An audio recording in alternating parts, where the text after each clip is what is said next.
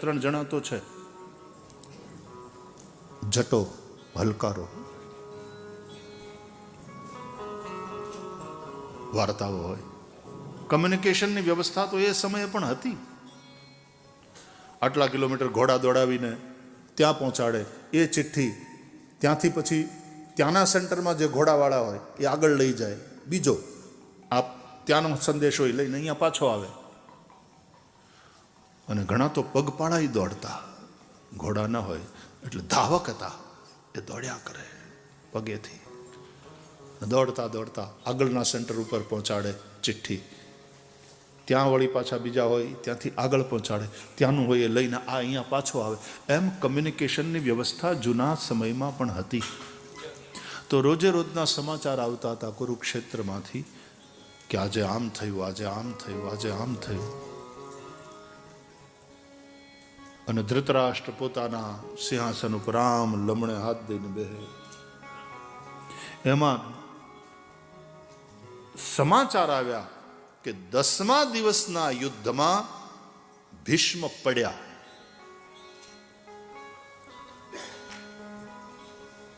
બાણશૈયા ઉપર.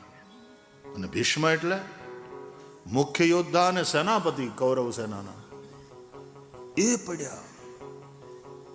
અને ત્યાં સુધી તો ધૃતરાષ્ટ્રને એમ હતું કે ભીષ્મની સામે કોઈ પોગે, વાતમાં માલ નથી, આ પાંડુના છોકરાઓ મરવાના થયા છે. પણ ભીષ્મ પડ્યા, આ સમાચાર આવ્યા અને એ અંધ ધૃતરાષ્ટ્ર એને આંચકો લાગ્યો. પછી ટીવી ઓન કર્યું, એટલે કે સંજયને, એના દાસ સદાયની સાથે રહે, અને એને ઓલી દૂરદ્રષ્ટિની સિદ્ધિ વ્યાસ ભગવાને આપી હતી. સદગુરુ આપે દ્રષ્ટિ. એટલે એને પછી પૂછ્યું, એટલા માટે કિમ અકુર્વત, ગીતામાં આ આવ્યો પેલો, ધર્મક્ષેત્રે કુરુક્ષેત્રે સમવેતા યુયુત્સવ મામકા પાંડવાશ્ચૈવ કિમ અકુર્વત હે સંજય. મારા અને પાંડુના છોકરાઓએ આ બધા યોદ્ધાઓ એની હારે મળીને જ્યાં બધા ભેગા થયા છે લડવાની ઈચ્છાથી, એમણે શું કર્યું મને પાછલા 10 દિનો રિપોર્ટ આપ, રાઈટ ફ્રોમ બિગિનિંગ. એટલે આ ટીવીમાં બધું રેકોર્ડિંગ થયેલું હોય છે ને, એવું તમે ઓટો રેકોર્ડિંગ ઉપર કંઈક મૂકવી દેવાની વ્યવસ્થા. એટલે આ ભલે જોતા નહોતા પણ રેકોર્ડિંગ બધું અંદર સચવાયેલું પડ્યું હતું. Right from beginning. 10મા દિનનું એપિસોડ ચલાવવું 10મો કે પહેલેથી નહીં, રાઈટ ફ્રોમ બિગિનિંગ. કેમ અકુર્વત. અને પછી સંજય એકદમ શરૂઆતથી એક એક એપિસોડ બતાવતા રહ્યા.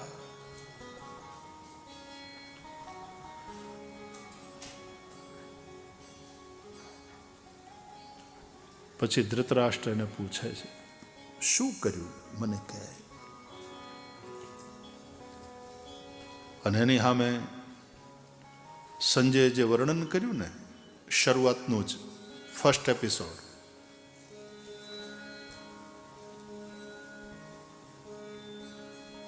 અને એમાં આખું વર્ણન કરતા કરતા કરતા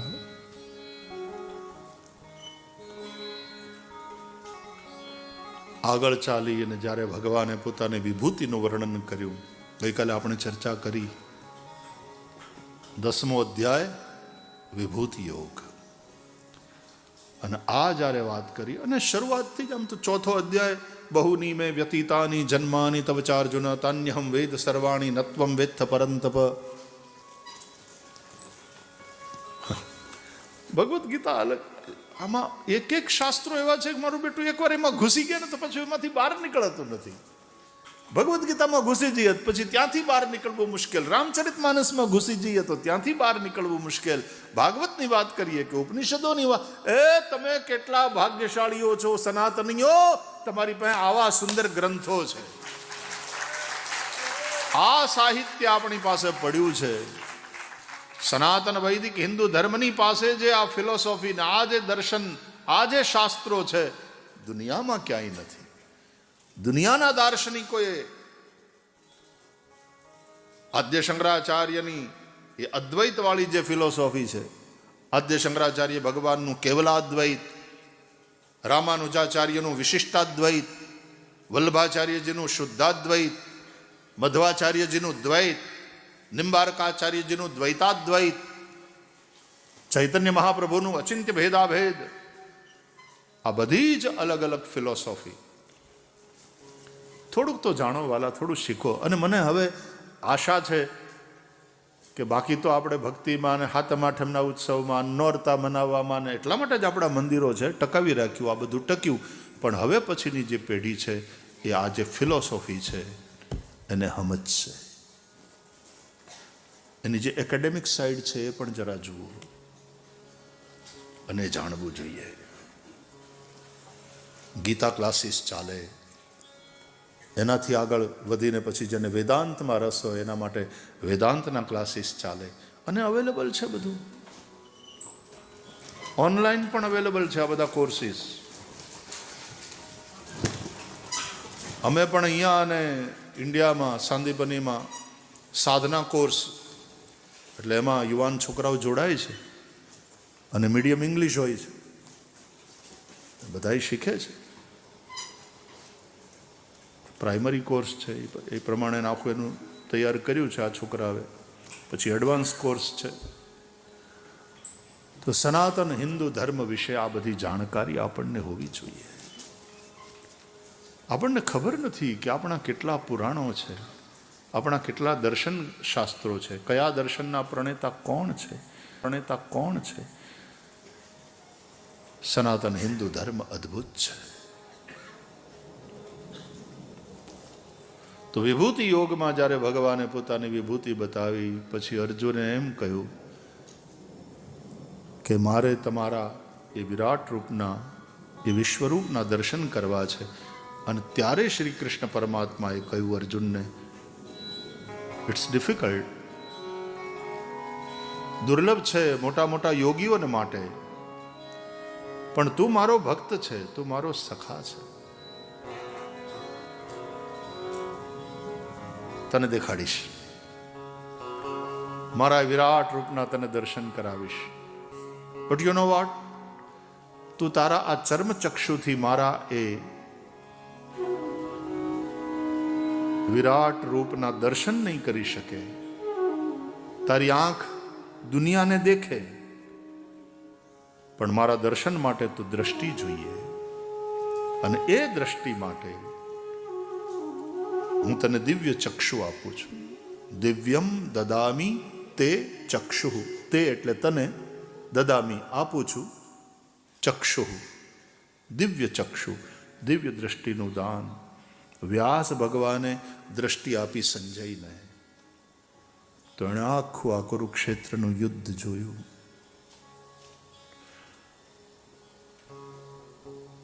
વ્યાસને પણ કૃષ્ણ કહે છે, એને કૃષ્ણ દ્વૈપાયન કહેવાય.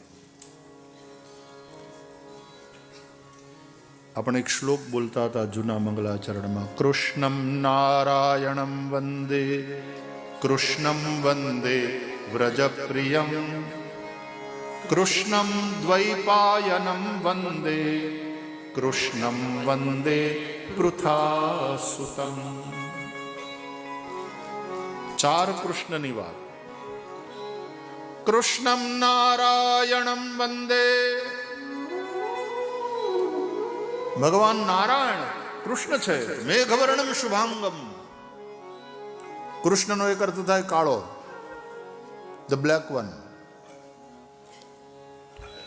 કૃષ્ણમ નારાયણમ વંદે,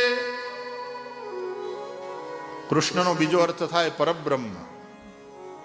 કૃષ્ણોપનિષદ અનુસાર કૃષિર ભૂવાચક શબ્દ અણશ્ચ નિવૃત્તિવાચક તયોરૈક્યમ પરબ્રહ્મ કૃષ્ણરીત્યભિધીયતે. કૃષ્ણ એટલે પરબ્રહ્મ. કૃષ્ણમ નારાયણમ વંદે, કૃષ્ણમ વંદે વ્રજપ્રિયમ. વૃંદાવન વિહારી શ્રી કૃષ્ણ. કૃષ્ણમ દ્વૈપાયનમ વંદે. દ્વૈપાયન વ્યાસ એને કૃષ્ણ દ્વૈપાયન કહીએ છીએ. એ પણ ભગવાનનો જ અવતાર છે.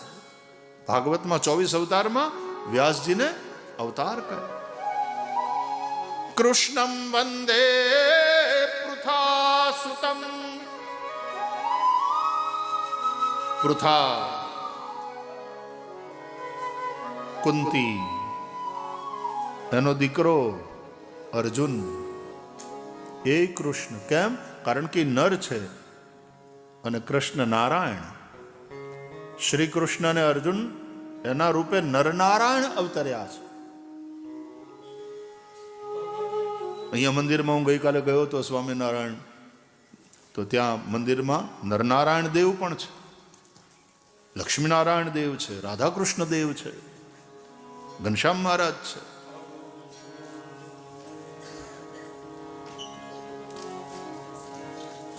નરનારાયણ શ્રીમદ ભાગવતમાં નરનારાયણ ભગવાન એના અવતારની ને એના ચરિત્રની કથા છે. બદ્રીનાથ વિશાલા ક્ષેત્ર એ ભગવાન નરનારાયણની તપસ્થલી છે.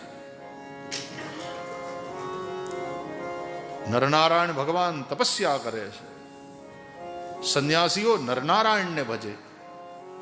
પવન મંદ સુગંધ શીતલ હેમ મંદિર શોભિતમ નિકટ ગંગા બહત નિર્મલ બદ્રીનાથ વિશ્વંભરમ.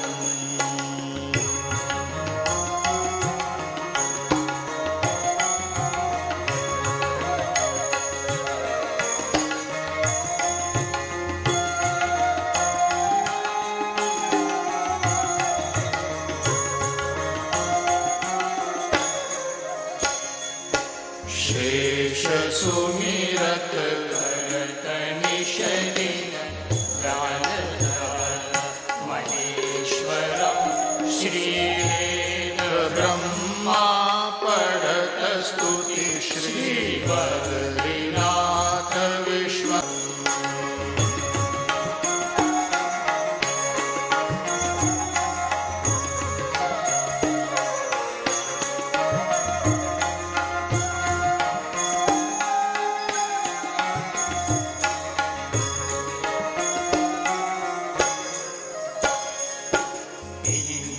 चंद्र कुबेर दिनकर धूप दीप निभाषितम श्रीद मुनि जन करत जय जय बद्रीनाथ विश्वंभरम. શ્રી બદ્રીનાથ વિશ્વંભરમ. श्री બદ્રીનાથ વિશ્વંભરમ. श्री बद्रीनाथ विश्वंभरम.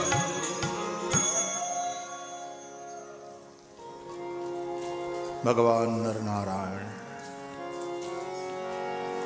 શ્રીમન્નારાયણ નારાયણ નારાયણ શ્રીમન્નારાયણ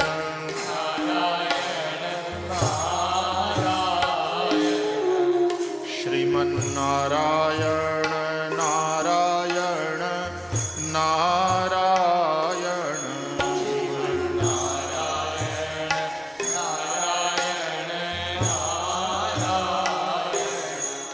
નર